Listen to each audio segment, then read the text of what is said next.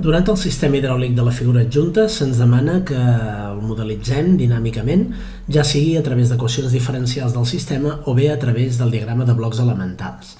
En aquest vídeo ho farem a través d'aquest segon mètode, el diagrama de blocs elementals, considerant que l'entrada és aquest cabal Q sub I i la sortida del sistema és aquesta alçada del tanc 3.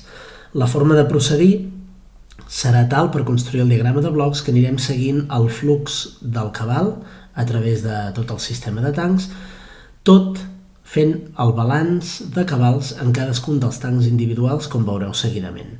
El que diu l'enunciat que hem de considerar és que les tres àrees, ja sigui A1, A2 i A3 dels tancs, són constants, les seccions són constants, i que les resistències al pas de l'aigua de cadascuna de les vàlvules, R1, R12 i R2, són també constants.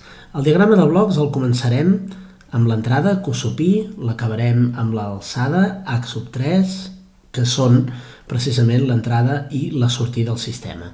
Observareu que al principi m'ubico sobre el tanc aquest primer i veureu que l'aigua que entra és només Q sub I i l'aigua que marxa és Q sub 12. Amb això ja puc fer el balanç d'aigua. Observeu que a Q sub I només li resto Q sub 12 perquè és l'única aigua que surt d'aquest tanc. Ja tinc el balanç d'aigua. Recordeu que això és igual a l'àrea, ja que és constant, per la derivada de l'alçada, per la qual cosa, si agafo aquest sumatori de cabals, el divideixo per l'àrea i l'integro una vegada, el que tinc és l'alçada, el del nivell de líquid, d'aquest tanc número 2. Com que el que haig de fer és seguir cap al següent tanc, l'única forma de fer-ho és sapiguent el cabal que li entra. I per poder calcular aquest cabal que entra en el segon tanc, que és precisament el que marxa en el primer, Q12, el que haig de fer és la diferència d'alçades entre H2 i H1. Per aquest motiu, aquí a H2 li resto H1, amb la qual cosa ja tinc aquesta diferència. Si divideixo per la resistència de la vàlvula, ja tinc el cabal Q12, aquest cabal Q12 que és el que està entrant en aquest tanc. Quin cabal marxa d'aquest tanc 1? El cabal que marxa és el Q1, per la qual cosa és el que resto aquí. Torno a tenir sumatori de cabals, però ara sobre aquest tanc 1, per la qual cosa si divideixo per l'àrea i integro una vegada, tinc l'alçada H1. En aquest cas, no cal fer la diferència amb l'alçada del tanc H3 per calcular aquest cabal Q sub 1, perquè no estan interconnectats. El cabal Q1 cau a caiguda lliure, per la qual cosa directament si agafo aquesta alçada H1 i la divideixo per la resistència al pas de l'aigua de la vàlvula 1, ja obtinc el cabal 1, que és el que entra en aquest tanc número 3. El cabal que marxa, com podeu observar, és Q2, per la qual cosa el resto aquí. Ja tinc el balanç de cabals sobre aquest tanc 3, si divideixo per la seva secció i integro una vegada, tinc H3, que és l'alçada que necessito com a sortida. A partir d'aquí, el que necessito ara és trobar la forma d'obtenir aquestes variables, el cabal Q12, l'alçada H1, el cabal Q1 i el cabal Q2. Observeu que l'alçada H1, aquesta d'aquí, la puc treure directament d'una part del diagrama, H1, d'acord? Per la qual cosa, com podeu observar aquí, és una unió directa, una realimentació directa. I el cabal Q12, aquest d'aquí, també es pot obtenir directament, ja que també el tinc en el diagrama. El cabal Q12, que ha estat necessari per fer el balanç de cabals sobre el tanc aquest A1, doncs ja el puc realimentar directament. Cosa que passa de forma similar amb el cabal Q1. L'observeu aquí. Aquest cabal Q l'he obtingut per poder fer el balanç sobre el tanc número 3, el veieu aquí, el cabal Q1, per la qual cosa també es pot realimentar directament. I l'únic cabal que no l'he pogut obtenir directe, o no el puc treure directament de la cadena directa d'aquest diagrama, és Q2. Però Q2, com podeu observar, és una caiguda lliure del tanc 3, per la qual cosa agafo l'alçada H3, que la tinc aquí, divideixo per la resistència de la vàlvula R2 i ja tinc Q2.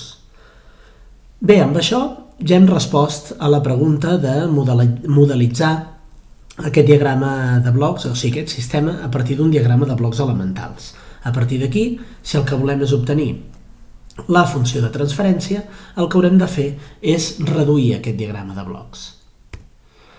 Recordem que el diagrama de blocs de partida és aquest, i el que es veu clarament és que aquí tenim una realimentació senzilla que la podríem simplificar en forma d'un únic bloc.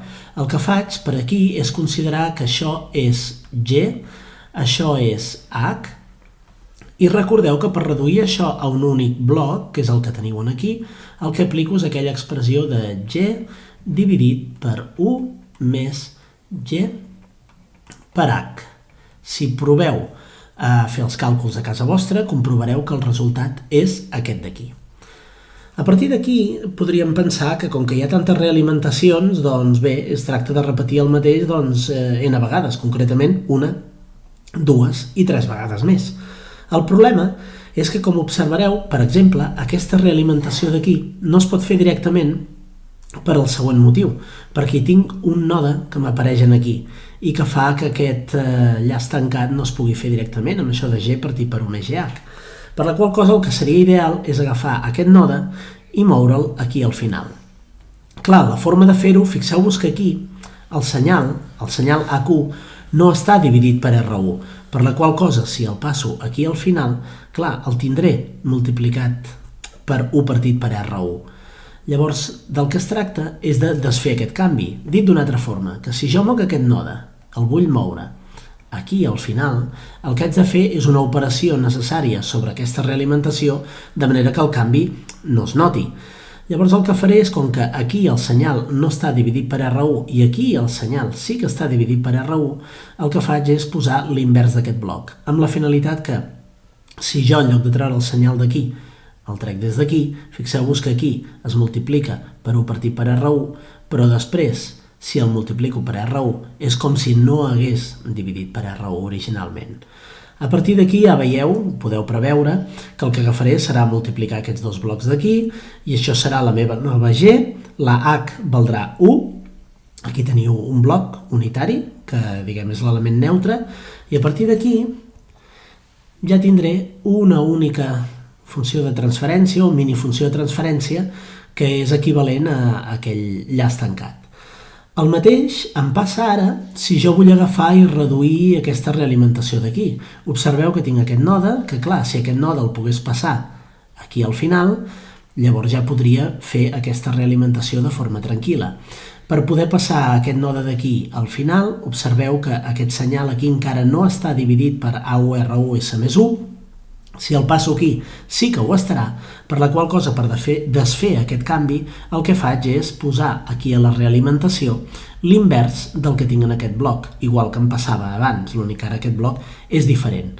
Amb la qual cosa ara, a l'haver fet aquesta operació, ja tinc neta aquesta part, puc multiplicar aquests dos blocs, em generaran una nova G, això és la meva H nova, i si aplico novament l'expressió allò de G dividit per 1 més G per H, podré fer que aquest bloc, o aquesta realimentació, quedi en forma d'un únic bloc, que és el que faig aquí.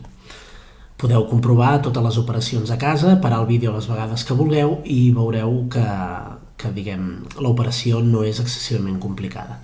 A partir d'aquí ja veieu que em queda neta aquesta realimentació, torno a fer-lo de G partit per 1 més GH, sapiguem que la G és el producte d'aquests dos blocs, ja sabeu, és el producte perquè si la sortida d'un bloc és igual a l'entrada pel contingut del bloc i la sortida d'aquest bloc és igual a l'entrada pel contingut d'aquest bloc, els dos blocs que estan un darrere de l'altre es poden multiplicar, que és el que hi ha aquí.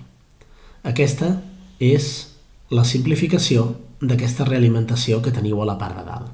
Finalment, si agafeu i feu el producte d'aquests dos blocs, obtindreu la funció de transferència, que és el que se'ns demana d'aquest enunciat.